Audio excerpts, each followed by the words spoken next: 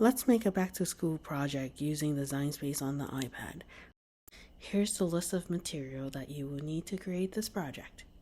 Note affiliated links are in the description of this video. I earn a commission when you use my link to purchase, and it does not cost you extra. Let's get started. First, select the 3 bars on the top left and make sure you select the correct machine you're using. Then select New Project. I have Cricut Access, so I am going to choose an image that has a little A on the left corner and doesn't have a cost associated with it.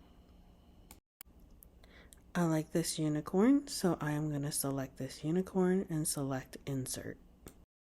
I have a tendency to drag it to the left, but you don't have to drag it. Click Edit.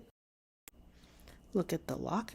Unlock it or lock it. If it's unlocked, you can manipulate the different size with the height and the width. Adjusting the measurement while it's locked allows it to auto adjust the height aligned with the width, or vice versa. You can also hit the layer to check out the layer, but I'm going to go hit make it because I have the size I want. I'm going to select without matte because I'm going to use smart vinyl.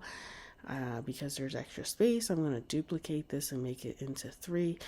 You could move objects in the mat. I decided to give myself more room, so here I'm going to adjust it so that's more room, so it's easier for me to press the iron-on onto the school bag without using a parchment paper. Here I'm going to select the material type. Don't forget to mirror because you're ironing on, and let's cut. Here we're using Cricut Smart Iron-On Vinyl. The color is gold matte. Once it was done cutting, I grabbed my weeder from the Berry Blast Mystery Box bundle and start weeding out the excess vinyl that I do not need on my design.